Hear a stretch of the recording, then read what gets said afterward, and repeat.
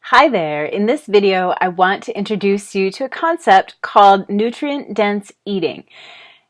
And this is one of the things that I think really sets the 21-day fix and the container system apart. In fact, maybe it's the thing that sets it apart. So this program, you guys know these lovely containers, or you're getting to know them. And this first came out as the 21-day fix, and which was a nutrition and workout program combined, and it was so successful and just really changed everything in a good way for the people who tried this program. So then Beachbody extended this program, so they call it the portion fix now, and I call it the container system too, but container-based eating. To all of their fitness programs. So pretty much when you buy any challenge pack now, you get the containers or at least a nutrition guide that's based on the containers. And if you don't have the containers, I can give you the measurements so you can still follow recipes according to this. So nutrient-dense eating. This is a way of eating that looks at food as a source of essential vitamins and minerals rather than just a source of calories. So, or even macros. You know, you might be familiar with something like macro tracking, balancing your macros, and that's probably the closest thing to the 21-day fix, actually. It always gets described as a portion control program, and it's really not that. That's part of it. For some people, absolutely, they'll be learning to eat sensible portions, moderate portions if they're used to overeating. But a lot of people eat more on this program. So it's portion balancing, you know, bringing it into balance, whichever extreme you might be at. And then macro balancing. But then also, you know, something like Weight Watchers, which just has a point system. And, you know, you can eat all your food once during the day, or you can get all your points from one treat, and that's it. I mean, I understand that that's not encouraged, and there is some nutrition education that's provided, but the way the system is structured, it's just all about the points. And at least as I understand it. I haven't done Weight Watchers, but that's what people have told me. So please correct me if I'm wrong about that. But so this program pays a lot of attention to the quality of the food and the nutrients that it contains. And that is why this is the Country Heat Guidebook, but you'll have, you know, Portion Fix, 21-day fix, whatever guidebook you have. You'll have your food lists, and they are actually in a certain order, and the order matters. And I'll tell you why. So the quote-unquote best foods, you know, this is not a value judgment, but it's about eating what will make you feel the best, and what carries the most nutritional bang for your buck is what you want to put in your body. So the best foods are at the top of each list. Now, there are certain foods that aren't on the list at all. Those, for the most part, are not allowed. Although, if you're not sure about something, definitely ask me. Like, I was just noticing scallops are not on here, and they're, you know, just as healthy by the same metrics as any other type of seafood. So they really should be on here. So things like that, or like any vegetable is allowed. It's just that, you know, they only had so much room on the page, but all vegetables are allowed. So anyway, but some carbs are not allowed. Processed foods, not allowed. It doesn't mean that you can't, I don't want to call it cheating, that you can't deviate from the plan at all, because this might be a really big change from the way you're used to eating. But in general, the idea behind this is you're supposed to stick to the foods on the page. And the reason is that they are more nutrient dense than, you know, the other alternatives in these categories. And then the ones at the top are even the most nutrient dense of the foods on the list. So I want to take you through the categories one by one. And I won't go through all of them, but just to give you a few examples. So your green container is your vegetables. This is a 1-cup container. And depending on your bracket, like I get 5 vegetable servings a day. So you'll see the leafy greens at the top of the list. Things like kale, collard greens, spinach, also broccoli. And then towards the bottom, you have things like cucumbers and celery and lettuce. So it's not that cucumbers and celery and lettuce are not good for you, just from a nutrient density perspective, they're less good for you. And so like leafy greens, those dark leafy greens, you get a ton of vitamin A and C and K and folate and calcium and iron from some of them. And lettuce and celery and cucumbers have some vitamins and minerals, but just not as much. And not as many antioxidants either. In general, the more vivid the color of the fruit or vegetable that you're eating, the more antioxidants it contains, which have anti-aging and cancer-fighting properties, heart healthy.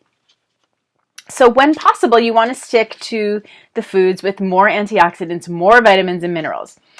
So then when we get to the fruits, same thing, the really vivid colored ones, raspberries, blueberries, blackberries, strawberries, those are at the top. And these are also low sugar fruits. So another thing that it's looking at is kind of the sugar content versus other, nutrients, basically vitamins, minerals, antioxidants. So bananas are near the bottom of the list. They're still allowed, but the berries have tons of antioxidants, rich in vitamin C, vitamin E. Bananas have potassium, they have some fiber. The sugars are still natural sugars, so it's way better for you than eating a candy bar, but they're still pretty high in sugar for a fruit. And, it's possible to eat too much fruit. Now, these, I only get 3 in my bracket. So, and it's the same size as the vegetable serving. And the other thing about the banana is you don't get to fill a container. You just get half a banana. So maybe, it's probably half a container. So you get a smaller quantity to balance the amount of sugar that you're taking in. So I'm just trying to illustrate for you some of the principles that the nutritionists thought about when they were developing this guidebook. So then for the red container, the protein, that is 3/4 of a cup. I got 5 of these puppies every day in my bracket. So near the top is all of the seafood: sardines, salmon, cod, shrimp, crab, lobster, and many of these have are very potent sources of those heart-healthy omega-3s that are good for your cholesterol levels, and then also minerals like magnesium, selenium, zinc, vitamins like B12, vitamin E. Seafood is really rich in these things. And then towards the bottom, you have a lot of the soybean products. Sorry, I did a little cringe. I really don't like tofu, but it is on the list and is totally, this program is doable as a vegetarian. So veggie burger, tempeh, tofu, you definitely can have them on the plan, just not as packed with minerals and vitamins as the seafood options.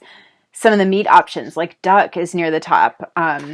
I never realized till I was doing a little research. Like, not only does it have protein, obviously, but it's packed with niacin, phosphorus, zinc, riboflavin, iron, B6, B12, folate, magnesium, thiamine.